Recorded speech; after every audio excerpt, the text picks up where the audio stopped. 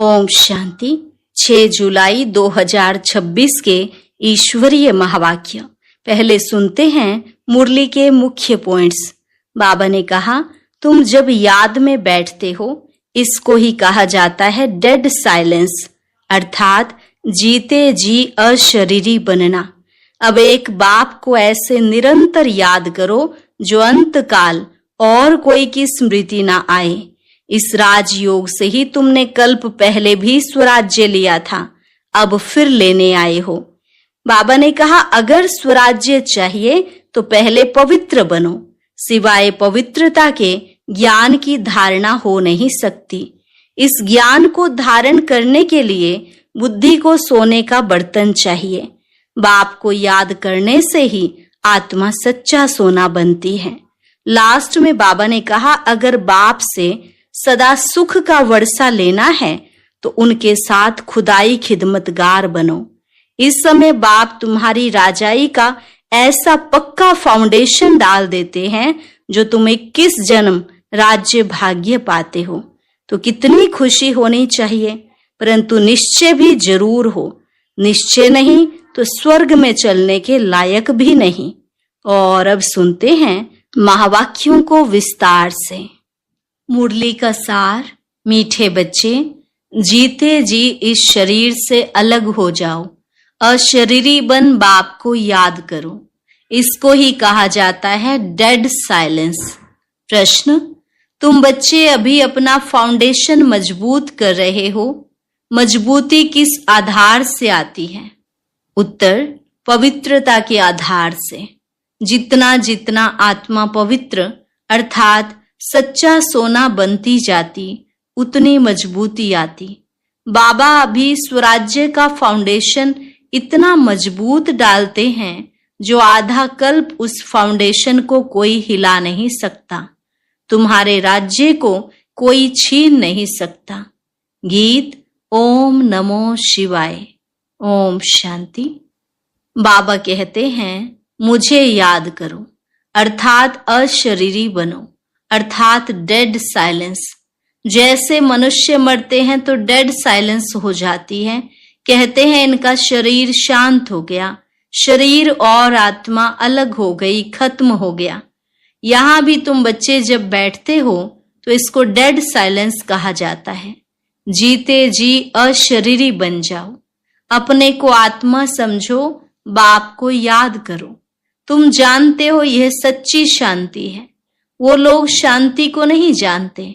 Dead silence का अर्थ तो जानते ही नहीं। डेड साइलेंस क्यों कहते हैं? याद दिलाते हैं वह मर गया, शांत हो गया। तुम भी मर जाओ, तुम भी शांत हो जाओ। बड़े बड़े लोग गांधी की समाधि पर जाते हैं, वहां जाकर कहेंगे डेड साइलेंस अर्थात शांति में बैठो। तुमको भी मालूम है हम आत्मा शांत स्वरूप हैं। दुनिया को पता ही नहीं। हम अपने स्वरूप में टिक जाते हैं। हमारा स्वधर्म है शांति। हमारी आत्मा शांत स्वरूप है। उनको यह पता ही नहीं, इसलिए शांति मांगते हैं। आत्मा कहती है शांति चाहिए। आत्मा अपने स्वधर्म को भूली हुई है। वास्तव में आत्मा का धर्म ही शांत है। फिर आत्मा क्यों कहती है अशांति है? अशरीरी हो बैठ जाओ। वह तो हठ से प्राणायाम चढ़ा देते हैं तो जैसे मर जाते हैं। उसको कहा जाता है आर्टिफिशियल शांति। तुम बच्चों को तो पता है हमारा स्वधर्म शांत है। तुम आत्मा स्वराज्य ले रही हो। आत्मा ही सब कुछ बनती है। आत्मा बैरिस्टर बनती है। आत्मा कहती है हमको राज्य चाहिए। आगे भी राज्य लिया था बाप से, अब फिर लेने आए हैं। मनुष्य देह अभिमान में है तो दुख में है।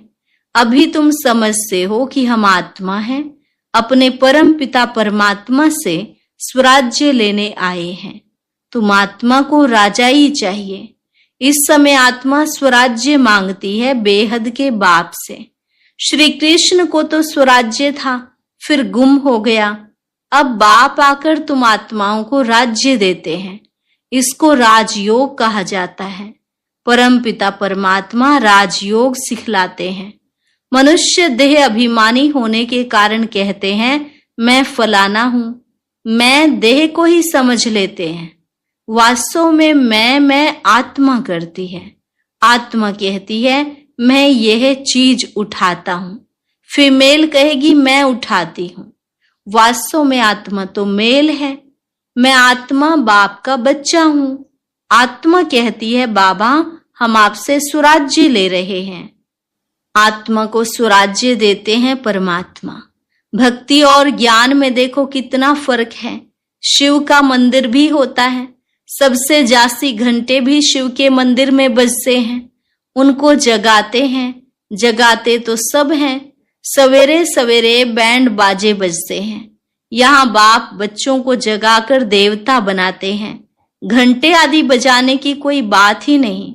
बाप कहते हैं तुमको स्वराज्य चाहिए तो पहले पवित्र बनो। एम ऑब्जेक्ट बुद्धि में रहती है। स्टूडेंट कहेंगे हम यह मैट्रिक पास करेंगे फिर यह करेंगे। सन्यासी चाहेंगे हमको शांति मिले। एक कहानी भी है ना, रानी के गले में हार पड़ा था, ढूंढती थी बाहर। तो वह भी शांति को बाहर ढूंढते हैं, परंतु आत्मा तो स्वयं शांत स्वरूप है। आत्मा अपने स्वधर्म को भूल अपने को शरीर समझ बैठी है। बाप फिर स्मृति दिलाते हैं कि तुम आत्मा हो, तुम आत्मा ने 84 जन्म भोगे हैं। यह बातें दूसरा कोई समझा न सके। बाप कहते हैं तुम अपने जन्मों को नहीं जानते हो, मैं बताता हूं। तुम हो ब्रह्मा कुमार कुमारियां। बाप ने समझाया है सिवाय पवित्रता के ज्ञान की धारणा हो नहीं सकती। कहते हैं ना शेरनी के दूध के लिए सोने का बर्तन चाहिए, तो इसमें भी सोने का बर्तन चाहिए, अर्थात आत्मा शुद्ध चाहिए। आत्मा बाप को याद करने से सोना बन जाती है। बाप भी सच्चा सोना है। आत्मा बाप को याद करती है तो ज्ञान आ जाता है। तुम सच्चा सोना पवित्र थे। यह ज्ञान का असर किसको होता नहीं। बाप कहते हैं मैं तुम आत्मा को स्वराज्य देता हूं। यह स्वराज्य मिलेगा तब जब पुरानी सृष्टि का अंत और नई सृष्टि की आदि होगी। मनुष्यों को हद की राजाई है, बेहद की राजाई मनुष्यों को कभी मिलती नहीं। विश्व का मालिक बन ना सके। तुम बनते हो बाप द्वारा। भगवान बाप को ही तुम्हारे 84 जन्मों का मालूम है। देवताएं अपने 84 जन्मों को जान नहीं सकते। अगर जान जाएं तो दुखी हो जाएं। क्या सीढ़ी उतरते जाएंगे? राजाई का सुख ही गुम हो जाए। यहां तुमको पता है, जानते हैं कि हम आत्मा हैं, इसमें संशय की बात नहीं। एक दो से सुनकर वृद्धि होती जाती है। यह दैवी धर्म का झाड़ स्थापन हो रहा है। तुम समझ सकते हो यह हमारे ब्राह्मण कुल का आया हुआ है। इसने पूरी भक्ति की है, फिर बाप से वर्षा लेने आया है। ज्ञान पूरा होता है, फिर भक्ति शुरू होती है। यह किसको पता ही नहीं है। मकान भी नया और पुराना होता है ना। कच्चे मकानों की आयु जरूर कम होगी। आजकल मकान बहुत पक्के बनाते हैं। भल अर्थक्वेक आदि हो तो भी मकान गिरे नहीं, नुकसान ना हो, बहुत मजबूत बनाते हैं। फाउंडेशन जास्ती पक्का बनाते हैं। अब फाउंडेशन पड़ रहा है स्वराज्य का।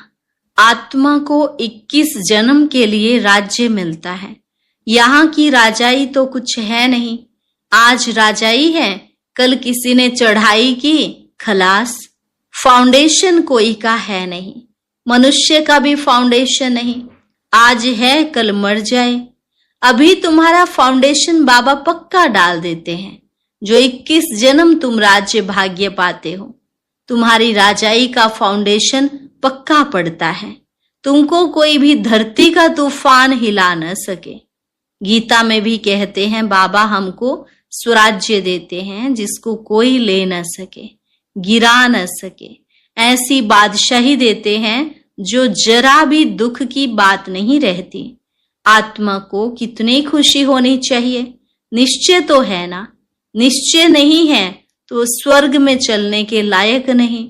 इतने ढेर ब्रह्मा कुमार कुमारियां वृद्धि को पाते रहते हैं। तुम जानते हो ज्ञान सागर पतित पावन हमको पढ़ाकर राजयोग सिखा रहे हैं। वह फिर कह देते हैं श्री कृष्ण ने राजयोग सिखाया। यह कैसे समझें? शिव बाबा ने मनुष्य तन में आकर सिखाया। भारत ही पवित्र था, अब अपवित्र पतित है। देवताओं के आगे जाकर उन्हों की महिमा गाते हैं। शिव के आगे कभी ऐसा नहीं कहेंगे तुम सर्वगुण संपन्न 16 कला संपूर्ण हो। शिव की महिमा अलग है। वह ज्ञान का सागर, पतित पावन, सर्व का सद्गति करने वाला, सर्व की झोली भरने वाला भोलानाथ है। ऐसे बाप को सब भूले हुए हैं। परम पिता परमात्मा को बुलाते हैं कि आकर दुख हरो, सुख दो। सुख करता दुख हरता तो एक ही है। उनकी ही श्रेष्ठ मत है। वह है श्री श्री भगवान की मत, जिससे तुम बच्चे भी श्रेष्ठ बनते हो। गवर्नमेंट भी कहती है कि भ्रष्टाचारी दुनिया है, अब श्रेष्ठ कौन बनाए पता ही नहीं पड़ता है। समझते हैं साधु लोग बनाएंगे, परंतु वे तो श्रेष्ठ बना नहीं सकते। यह तो बाप का ही काम है ना। पहले एक राजा के हुक्म पर चलते थे। सतयुग में तुमको वजीर आदि कोई भी नहीं है।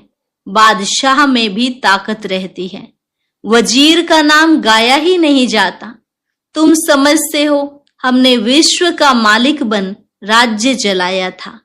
ऐसे ही जाकर चलाना है जैसे चलाया था। बरोबर सतयुग में लक्ष्मी नारायण का राज्य था ना। हर एक को अपनी अपनी राजधानी मिलेगी। श्री कृष्ण को अपनी राजधानी मिलेगी। दूसरे भी राजाएं होते हैं ना, कम से कम 8 तो है ना। फिर 8 है व 108 है, आगे चल पता पड़ जाएगा। ऐसे नहीं कि जो पिछाड़ी में ज्ञान देना है वे अभी देंगे। जो जिएंगे बाप ज्ञान देते रहेंगे। देना ही है, ड्रामा में नोंद है। परमात्मा का भी पार्ट है। यह ज्ञान देने का पार्ट अभी नोंधा हुआ है। बाप कहते हैं आगे चल तुम बहुत समझने वाले हो। दिन प्रतिदिन समझाते रहते हैं। यह भी पता चले कि हम वहां राजधानी कैसे करते हैं, स्वयंवर कैसे होता है। तुम ध्यान में जाते हो, वैकुंठ में जाकर देखते भी हो कैसे वहां सोने के महल हैं, सोना ही सोना है। अपने को पारसपुरी में देखते हो, सोने की ईंटों के मकान बना रहे हैं। समझते हैं थोड़ी ईंटें ले जाएंगे, फिर उतरते हो तो अपने को यहाँ देखते हो। मीरा भी ध्यान में अपने को रास करते श्री कृष्ण के साथ देखती थी। तुम सूक्ष्म वतन में जाते हो, वहां हड्डी मांस नहीं होता, फरिश्ते बन जाते हैं। ब्रह्मा का भी सूक्ष्म शरीर देखने में आता है, यही फरिश्ता बन जाते हैं। तुम बगीचा आदि देखते हो, यह बाप साक्षात्कार कराते हैं। तुम कहते हो बाबा हमको शूबी रस पिलाते हैं, अब सूक्ष्म वतन में तो पिला न सके। फल फूल वैकुंठ में बड़े फर्स्ट क्लास होते हैं, सूक्ष्म वतन में बगीचा नहीं होगा। तुम बताते हो कि बगीचे में गए, फिर वहां प्रिंस था, वह तो वैकुंठ हो गया ना। वैकुंठ के वैभव यहाँ मिल न सके, वहां तो फर्स्ट क्लास वैभव होते हैं। बाप कहते हैं हम तुमको वैकुंठ का मालिक बनाते हैं, यहाँ तो दुख ही दुख है। कोई ऐसा मनुष्य नहीं जो ऐसा ना कहे कि हे भगवान दुख से छुड़ाओ। दुख में ही याद करते हैं।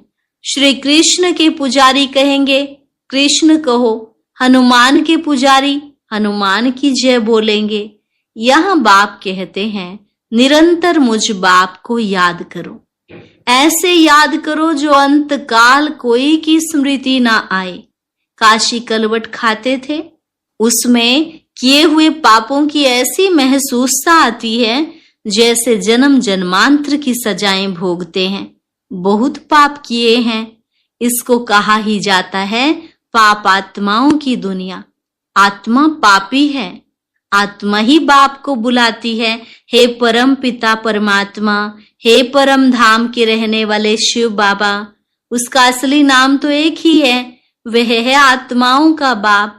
रुद्र के साथ शालिग्राम शब्द शोभता नहीं है, शिव और शालिग्राम शोभता है। शिव का मिट्टी का शिवलिंग बनाते हैं तो शालिग्राम भी बनाते हैं। पतित पावन तो वही है ना।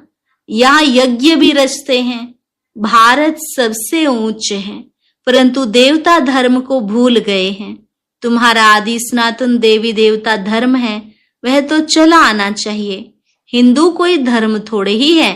देवता धर्म वाले ही सतो रजो तमो में आते हैं। जब तमो में आ जाते हैं तो अपने को देवता कह नहीं सकते। वास्तव में हिंदू तो धर्म है नहीं, तो समझाया जाता है कि तुम देवी देवता बन सकते हो, आकर समझो। तो कह देते फुर्सत कहाँ है।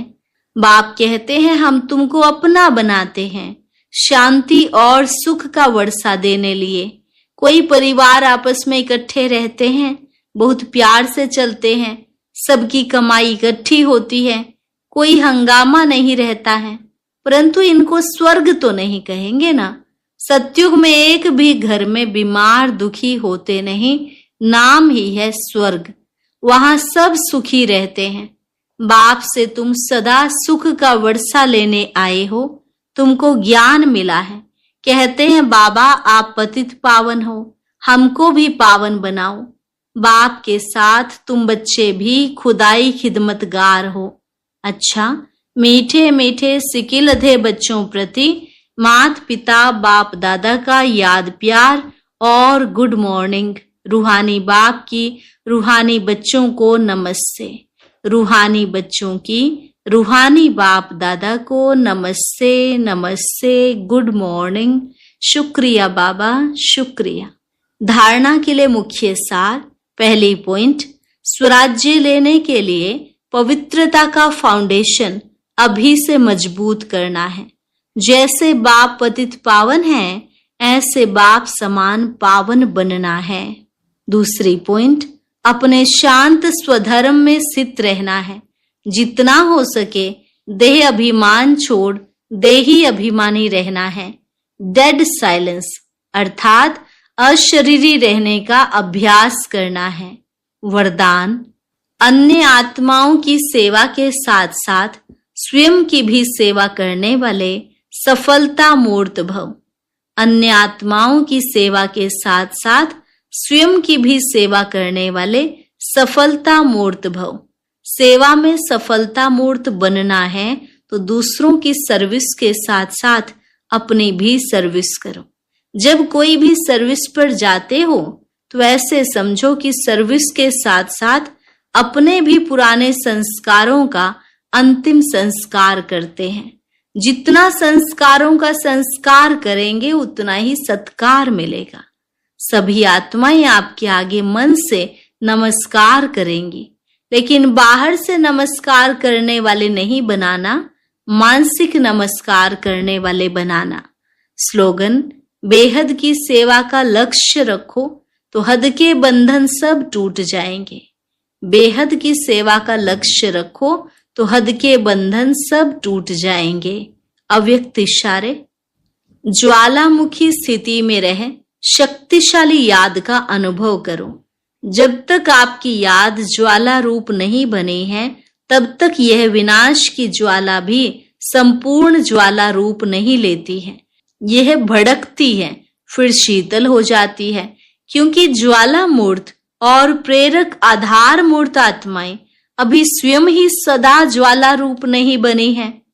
अभी स्वयं ही सदा ज्वाला रूप नहीं बनी है। अब ज्वाला रूप बनने का दृढ़ संकल्प लो और संगठित रूप में मन बुद्धि की एकाग्रता द्वारा पावरफुल योग के वाइब्रेशन चारों ओर फैलाओ। अच्छा, आज का